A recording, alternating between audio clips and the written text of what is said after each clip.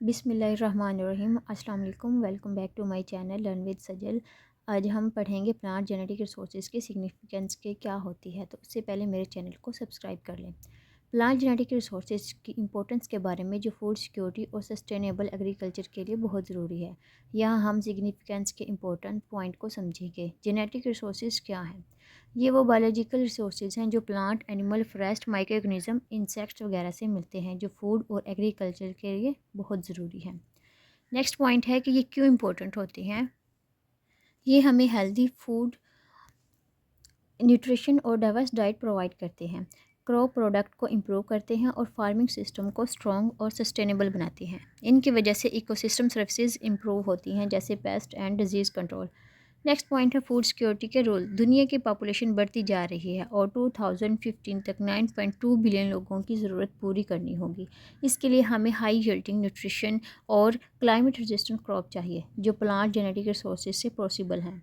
Next point है current food crisis situation. आज भी दुनिया भर में बहुत से लोग इनसिक्योरिटी और मेल न्यूट्रिशन का शिकार हैं। फार्मिंग मेथड बदल रहे हैं, यील्डिंग बढ़ी है, लेकिन लैंड फॉर फार्मिंग कम हो रही।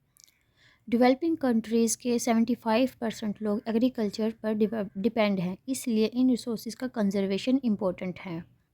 प्लांट जेनेटिक रिसोर्सेज क्या हैं? प्लांट जेनेटिक रिसोर्सेज वो सारी जेनेटिक डाइवर्सिटी है जो इवॉल्व होती रही है, जैसे वाइल्ड स्पीशीज़ परमिटिव फॉर्म को कहते हैं। प्लांट माइग्रेशन क्या होता है कि डिफरेंट एरियाज़ में मूव करने से, और प्लांट ब्रीडिंग प्रोग्राम क्या है कि साइंटिफिकली इम्प्रूव जो वैरायटीज़ होती हैं। अब हम देखेंगे कैटेगरी ऑफ जर्म प्लाज्म, यानी कि कैटेगरी ऑफ जर्म प्लाज्म क्या है। ये 5 कैटेगरीज़ हैं। फर्स्ट कैटेगरी है लैंड रेसेस। लैंड रेसेस वो पुरानी लोकल वैरायटी होती हैं जो फार्मर ने जनरेशन तक ग्रो की होती हैं। इनमें नेचुरल रेजिस्टेंस होती है डिजीज़ और इन्वायरमेंट के अगेंस्ट, लेकिन यील्ड थोड़ी कम होती है। फिर भी इनको बचाना ज़रूरी है क्योंकि इनमें वैल्यूएबल ट्रेड होती है। नेक्स्ट है ऑब्सलेट कल्टीवर। ऑब्सलेट कल्टीवर वो इम्प्रूव्ड वैरायटी है जो पहले बहुत पॉपुलर थी, लेकिन अब न्यू वैरायटी ने इनको रिप्लेस कर दिया है। इनमें भी डिज़ायरेबल करेक्टर होते हैं जो जीन पुल का इम्पोर्टेंट पार्ट है। नेक्स्ट है मॉडर्न कल्टीवर। ये वो वैरायटी है जो आजकल फार्मर ग्रो करते हैं। इन्हें इम्प्रूव या एडवांस वैरायटी भी कहते हैं। ये हाई यील्डिंग, यूनिफॉर्म और मार्केट डिमांड को मीट करती है, इसलिए ये सबसे ज़्यादा यूज़ होती है। नेक्स्ट है ब्रीडिंग लाइन्स। ब्रीडिंग लाइन्स उन प्लांट को कहते हैं जो साइंटिस्ट ने रिसर्च और ब्रीडिंग प्रोग्राम के थ्रू डेवलप किए हैं, लेकिन अभी तक फार्मर को रिलीज़ नहीं हुई। कभी कभी यील्ड ज़्यादा नहीं होती, मगर उनके पास वैल्यूबल जीन्स होते हैं जो फ्यूचर ब्रीडिंग में काम आते हैं। नेक्स्ट है wild form of cultivated species. ये वो वाइल्ड प्लांट है जो क्रॉप के एंसेस्टर और उनके रिलेटिव होते हैं। इनमें नेचुरल रेजिस्टेंस बहुत होती है, जैसे drought, insect disease, cold salinity.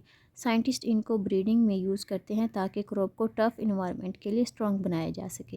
Mutation क्या होता है? म्यूटेशन ब्रीडिंग उस वक्त इस्तेमाल होती है जब ऐसे एंसेस्टर की ज़रूरत हो जो कल्टिवेटेड स्पीशीज़ के जीन स्टॉक में ना मौजूद हों। जर्म प्लाज्म क्या होते हैं? जर्म प्लाज्म वो टोटल जीन का कलेक्शन होता है जो किसी क्रॉप या उनके रिलेटेड स्पीशीज़ में मिलता है। इसमें सीड, प्लांट या उनकी डिफरेंट वैरायटी का जेनेटिक मटेरियल होता है, जिससे breeder new improved crop variety बनाने के लिए यूज़ करते हैं। जर्म प्लाज्म कंजर्वेशन क्यों ज़रूरी है? इनका अ, इस पर्पज़ ये है इसका पर्पज़ ये है कि वैल्यूएबल जेनेटिक ट्रेड्स फ्यूचर के लिए सेफ रहें, ताकि उनको कभी भी यूज़ करके न्यू क्रॉप वैरायटी डेवलप की जा सके। जर्म प्लाज्म की एप्लीकेशन।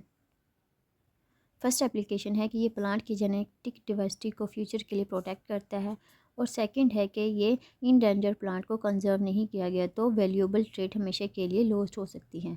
थर्ड है कुछ क्रॉप के सीड ज़्यादा देर तक सर्वाइव नहीं करते, इसलिए इनको स्पेशल स्टोरेज में कंजर्व करना ज़रूरी होता है। फोर्थ वन है कि क्लोनल क्रॉप जैसे कि शुगर, पोटैटो के सीड रिलायबल नहीं होते, इनको जर्म प्लाज्म कंजर्व करना बहुत इंपॉर्टेंट है। रूट और ट्यूबर जल्दी ख़राब हो जाते हैं, इसलिए इनके जर्म प्लाज्म को स्पेशल स्टोरेज रिक्वायर होता है। Method of germ plasm conservation. एम ये होता है कि प्लांट की जेनेटिक डाइवर्सिटी को सेफ रखा जाए ताकि फ्यूचर में यूज़ हो सके। जर्म प्लाज्म को कंजर्व करने के दो मेथड होते हैं। एक होता है इन सिटू कंजर्वेशन और दूसरा है एक्स सिटू कंजर्वेशन। इन सिटू कंजर्वेशन की अब हम बात करेंगे। इन सिटू कंजर्वेशन में क्या होता है कि इन सिटू कंजर्वेशन का मतलब ये है कि प्लांट को उनके नेचुरल इन्वायरमेंट में ही प्रोटेक्ट करना और प्रिजर्व करना। इसके एग्जांपल है जैसे कि बायोस्फीयर रिजर्व, नेशनल पार्क और जीन सेंचुरी। ये मेथड स्पेशली उन प्लांट के लिए यूज़फुल होता है जो वाइल्ड रिलेटिव के साथ ग्रो होते हैं, जहाँ नेचुरल जेनेटिक डाइवर्सिटी प्रिजर्व होती है। इन सीटू कंजर्वेशन की कुछ लिमिटेशन है। फर्स्ट है इन्वायरमेंट चेंज या नेचुरल हजार्ड से जर्म प्लाज्म खोने का रिस्क होता है। दूसरी है बहुत ज़्यादा वैरायटी को नेचुरल एरिया में मेंटेन करना कॉस्टली होता है। अब हम बात करेंगे एक्सिडू कंजर्वेशन। एक्सिडू कंजर्वेशन में प्लांट को उनके नेचुरल हैबिटेट से बाहर कंट्रोल कंडीशन में प्रिजर्व किया जाता है, यानी लेबॉर्ट्री, जीन बैंक वगैरह। मिसाल के तौर पर seed bank, gene bank, tissue culture, lab में प्लांट ग्रो करवाना और बॉटनिकल गार्डन। नेक्स्ट है germ plasm conservation in the form of seed. ये क्या होते हैं कि ज़्यादातर जर्म प्लाज्म सीड की फॉर्म में कंजर्व किए जाते हैं, क्योंकि सीड कम स्पेस लेते हैं, आसानी से ट्रांसपोर्ट हो जाते हैं और लॉन्ग टर्म स्टोर हो सकते हैं। इसकी हम लिमिटेशन को देखेंगे। सीड का वायबिलिटी वक्त के साथ कम हो जाता है। और नेक्स्ट है इंसेक्ट या पैथोजन के अटैक का रिस्क भी ज़्यादा होता है। सीड सिर्फ प्रोपागेट क्रॉप के लिए यूज़फुल होता है, ये पोटैटो जैसे वेजिटेटिव क्रॉप के लिए नहीं होते। अब हम पढ़ेंगे advantage and limitation of germ plasm store.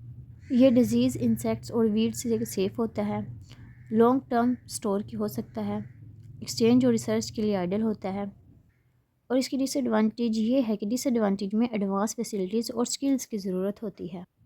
अब हम पढ़ेंगे the global strategy of plant conservation. Global strategy for plant conservation एक इंटरनेशनल प्लान है जो कन्वेंशन ऑन बायोलॉजिकल डाइवर्सिटी के अंडर बनाया गया है। इसका मेन मकसद दुनिया भर में प्लांट डाइवर्सिटी को प्रोटेक्ट करना है।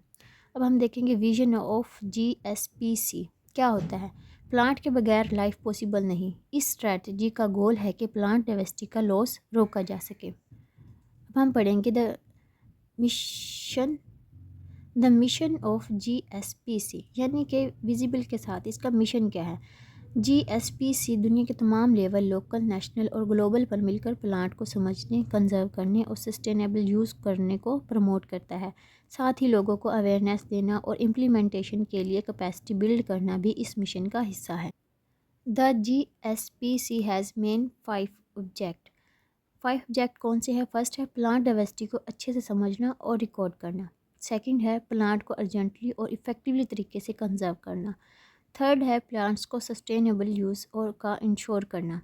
और फोर्थ है लोगों को प्लांट की इम्पोर्टेंस और कंजर्वेशन के बारे में एजुकेट करना। और फिफ्थ है कि प्लांट कंजर्वेशन को इम्प्लीमेंट करने के लिए पब्लिक इंगेजमेंट कैपेसिटी को डेवलप करना।